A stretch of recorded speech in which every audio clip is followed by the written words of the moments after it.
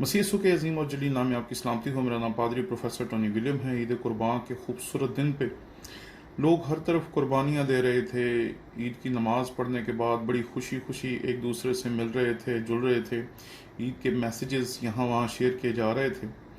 और इस दौरान ही अचानक एक वीडियो आई तो मैं हैरान रह गया कि दुनिया में हो क्या गया। काफ़ी देर तक मैं अपनी कुर्सी से हिल ही नहीं सका, क्योंकि मैं परेशान था कि ये कैसा एक तूफान है जो उठ गया है इल्हामी किताबों को मानने वालों के खिलाफ। चंद माह पहले एक वीडियो आई जिसमें खातून ने बाइबल को फाड़ना शुरू कर दिया, उसको ज़मीन पे फेंक दिया, उसके सफ़ों की बेहुरमती की और पता नहीं क्या क्या किया। ये एक छोटा सा वाक़या है जो हमारे सामने आया। इससे पहले इससे बड़े बड़े वाक़यात हो चुके हैं।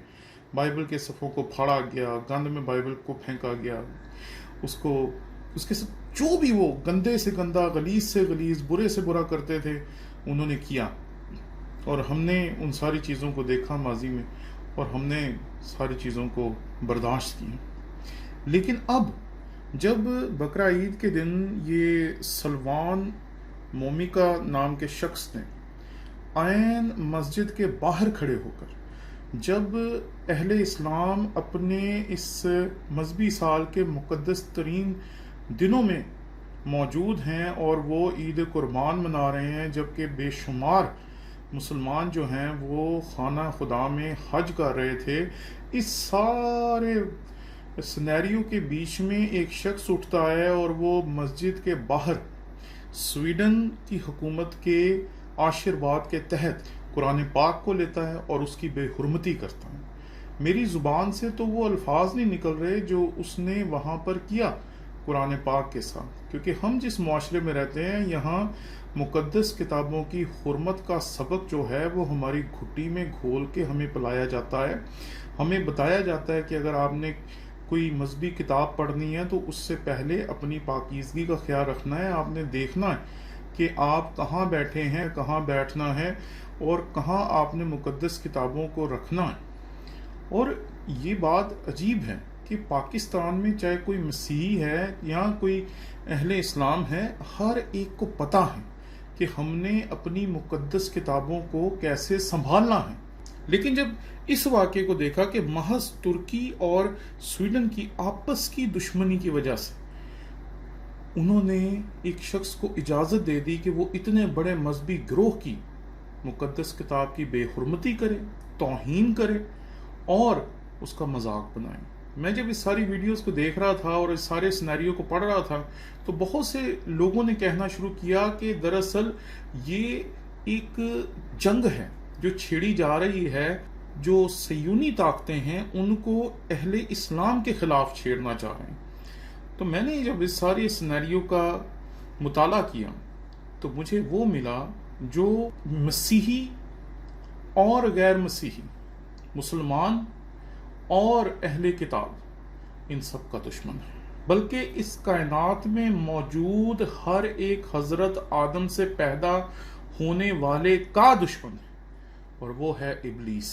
कुछ लोग इसे सयूनी ताकतों की हरकत कह रहे हैं, कुछ और कह रहे हैं, कुछ और कह रहे हैं। हर कोई अपनी सोच, अपने तज़िये और अपने इल्म के मुताबिक दुरुस्त बात कर रहा है। लेकिन मैं जो बात कर रहा हूँ वो मेरे मुताबिक दुरुस्त है कि इब्लीस जो है ये रोज़े अव्वल से ही इंसान का दुश्मन है, और उसने हर तरह की हिकमत अमली इस्तेमाल की है इंसानों को तबाह करने के लिए, बर्बाद करने के लिए।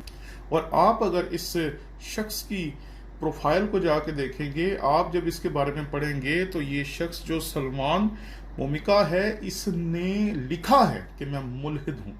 भाई अगर तू मुल्हिद है तो तेरा ईमानों के साथ ताल्लुक क्या? तू ईमानों के साथ छेड़खानी क्यों कर रहा है? तो क्यों तंग कर रहे हैं उन लोगों को जो अपने ईमान के मुताबिक मस्जिद में जाकर साल की एक खूबसूरत इबादत को अदा कर रहे हैं? ये दरअसल हमारा दुश्मन नहीं है, ना कोई सयूनी ताकत हमारी दुश्मन है। हमारा दुश्मन है दरअसल इब्लीस, जो रास्ता तैयार कर रहा है मुखालिफ मसीह के लिए। मुखालिफ मसीह वो है जिसको आप कुरान पाक और अहादीस में काना दजाल कहते हैं और दजाल के तौर पर उसे जानते हैं। دراصل آپ کا اور ہمارا حقیقی دشمن ابلیس ہے، جو انسانیت کو تباہ و برباد کرنا چاہتا ہے، اور اس کو چاہتا ہے کہ یہ جتنے بھی لوگ ہیں آپس میں لڑ لڑ کے مر جائیں۔ میں چونک گیا جب میں نے یہ سنا کہ وہاں پر موجود ایک شخص نے اسے روکنے کے لیے شاید اس کی طرف پتھر اچھالا یا پتھر مارنے کی کوشش کی، تو اس شخص کو جس نے اچھا کام کیا، جس نے اس بدبخت کو روکنے کی کوشش کی، اس شخص کو انہوں نے گرفتار کر لیا۔ میں حیران تھا کہ یہ کیا حماقت، کہ جو شخص حق کے رستے پر ہے اور اپنی عقل کے مطابق حق کے خلاف ہونے والی سازش کو روکنے کی کوشش کر رہا ہے، اس کو گرفتار کر لی۔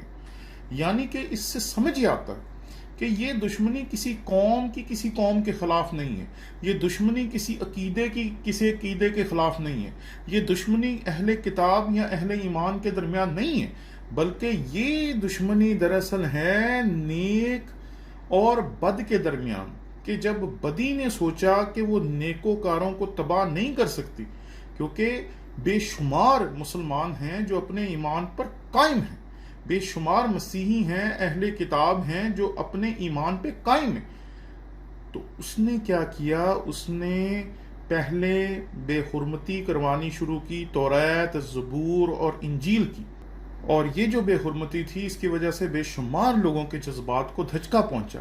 لیکن اس کے ساتھ جو دوسرا حملہ اس نے کیا وہ بڑا خطرناک تھا، کہ اس نے ایک ایسی فضا قائم کر دی جس سے پتہ نہیں چل رہا کہ وہ شخص کرنا کیوں چاہتا تھا۔ تو یوں لگتا ہے عام انسان کو کہ جو اسلام کے خلاف سازش کر رہا ہے وہ دراصل کوئی نہ کوئی غیر مسلم ہوگا۔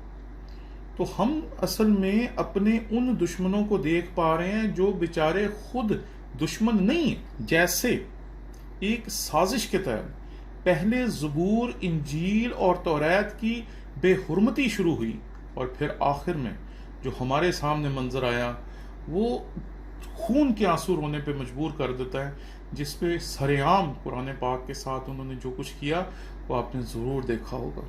تو اب جو ابلیس کی سازش ہے، جو مخالف مسیح کے آنے کے لیے رستہ تیار کر رہے ہیں، انہوں نے جو چال چلی ہے وہ یہ ہے کہ کسی طریقے سے اہل کتاب کو اہل اسلام کے ساتھ لڑوا دیا جائے، اور ایک ایسی جنگ چھیڑ دی جائے جس میں دونوں گروہ ایسے ہوں جو دونوں ہی مظلوم ہیں، اور مظلوم گروہ آپس میں ظالم بن جائیں اور ایک دوسرے کے خلاف کھڑے ہو جائیں۔